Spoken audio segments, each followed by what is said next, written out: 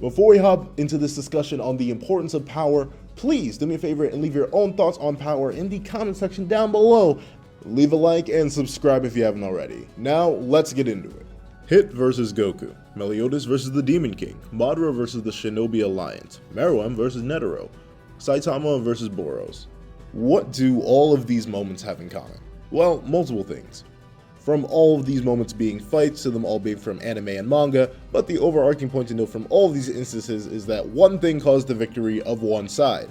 The losing side's abilities, experience, numbers, techniques, and technical skill all fell to one thing: power. Now, shockingly enough, power is downplayed in the way that people often believe that if you have the right abilities, or you have enough experience, or if you have enough numbers, or you have enough technical skill, or you have enough techniques, then one way or another, you can win regardless of power. And now, while this is true in some cases, I think an idea that needs to be established is that that is not true in all cases. And of course, I have examples for all of these, but like I'm saying right now, please realize that I'm not saying that some techniques, some abilities, some group numbers, there are so many factors that go into determining a battle or how a character would do against another group of characters, that I'm not saying it's impossible for one ability from one character to absolutely win them a match. However, I just want to note a lot of instances where stuff like that just didn't work because power was just so overwhelming in the sense that all of the abilities fell to the wayside. Every other factor fell to the wayside. Let's start talking about it. So from the ability standpoint, people believe abilities, if you have the right ability, if you have the right hacks, bam, you've won the fight. You're good to go. But that's actually not 100% the case in a lot of series. So let's look at a big example of this. Hit versus Goku from Dragon Ball Super. Hit's ability was the ability to stop time. It was a very strong ability. It worked very, very well. But guess what? The moment Goku powered up, it was done. It was negged. It was completely over with. And that just goes to show that abilities don't always win you a fight. Hit's one ability is pretty much better than every other thing that Goku has. The ability to stop time for even as short as an instant that Hit does, considering how fast he moves, it's wonderful, it's perfect, it's extremely broken for Hit, for people at Hit's level. However, as shown by Goku in this fight, if you overpower Hit, the ability becomes meaningless. Take a look at Jiren versus Hit. Jiren was so much more powerful than Hit that he literally broke through time, broke through Hit's ability once again. That just shows a consistency where power, at least in Dragon Ball, can negate certain abilities, and this is not just the case for Dragon Ball. Mon Speed was a more powerful user of the Hellblaze than Estarossa, and thus Estarossa's usage of the Hellblaze got completely ignored by someone like Mon Speed, despite Hellblaze being an extremely dangerous ability in of itself. However, due to Mon Speed having more power than Estarossa, its effects were completely negated. And this doesn't just last to 7 Deadly Sins too, it goes on to even more verses. Take a look at something like Naruto. The ability to steal souls, such as through the human path for the cases like the Rinnegan users and or the Reaper Death Seal, such as the case of Orochimaru or Minato, relies a lot on power. If you're not more powerful than your opponent, or at least on a similar level to them, you're not going to be able to rip out their soul so easily. Power really depends on whether or not an ability will work properly in a lot of cases, and that's another reason why we have something called the no limits fallacy.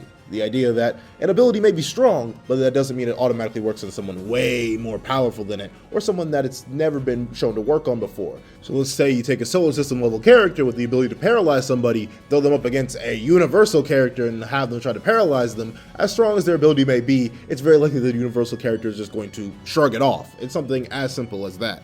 It's not impossible for an ability to just completely override massive gaps in power, but I just want to remind that it is not automatically so, that one ability allows one character who is drastically weaker than another character to defeat someone way stronger than them. That's where other situations like power cliffing come in, but we'll talk about that in a separate video. This is just a video to remind how important power can be sometimes. And then let's move on to something like experience. Experience seems to be very important in a fight, right? So you think a character with way more years of experience in combat would lose to a character with way less years of experience, or say a character has completely no experience in combat.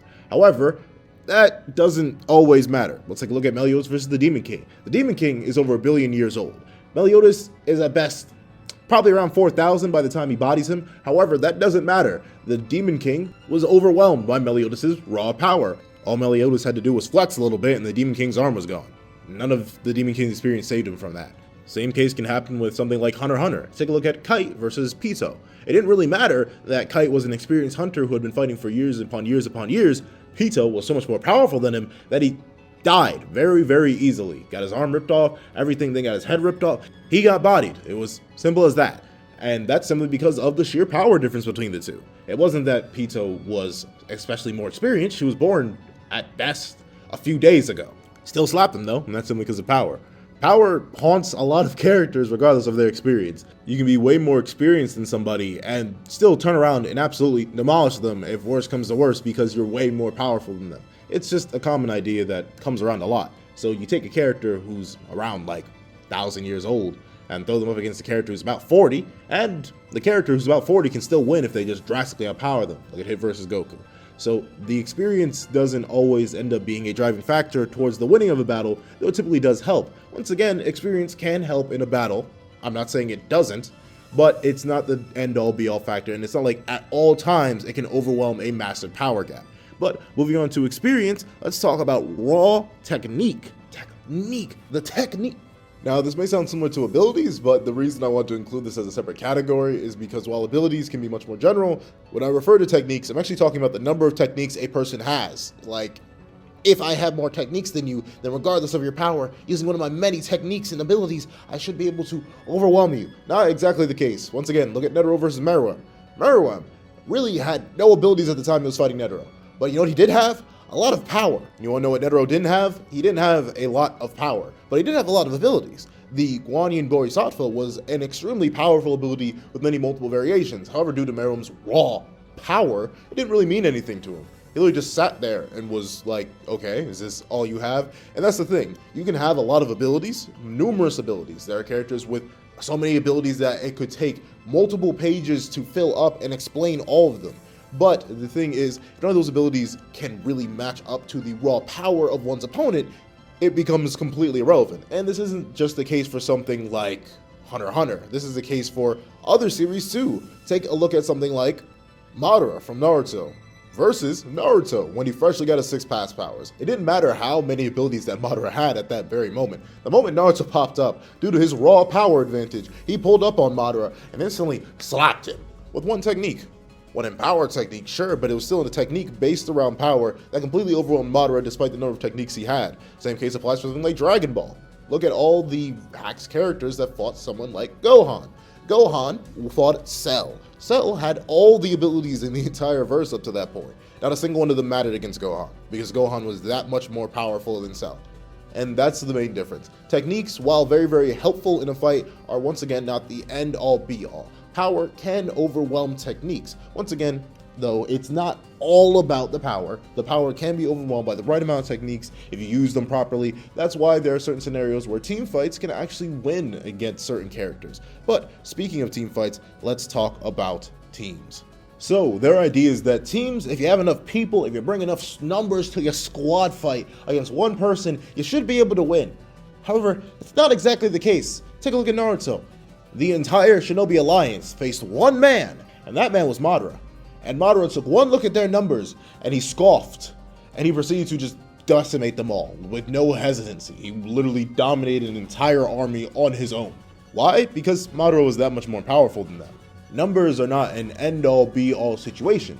In fact, take a look at something like Demon King Meliodas versus the remainder of the Assault Force, the little bit of the 7 Deadly Sins that were there, and the Archangels. All of them against Demon King Meliodas could do nothing to him, despite the fact that they outnumbered him by a lot. All of those people there were really powerful, but they just weren't powerful enough. They didn't have enough power compared to someone like Demon King Meliodas, who was just way more powerful than them. And guess what? The moment someone who was on the level of Demon King Meliodas showed up, someone like Ban, or at least in the same tier as the Demon King Meliodas, the entire fight shifted because of one person showing up. So while numbers are very helpful, they're once again not the end-all be-all. You can throw as many numbers as you want, but the question you always gotta ask is, what is an army of ants to an elephant?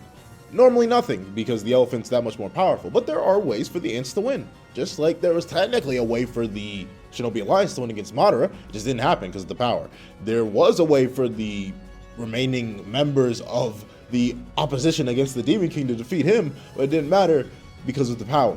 Power, once again, does not automatically overwhelm teamwork. There are many cases where a more powerful opponent has been slayed by group effort, by people working together against it, but if the gap in power is so large, sometimes numbers just don't even matter. Once again, I'm not saying that teamwork can't overwhelm power, However, there's a large gap in terms of power that can really turn the tide against a group of people, no matter how many people strong that group is.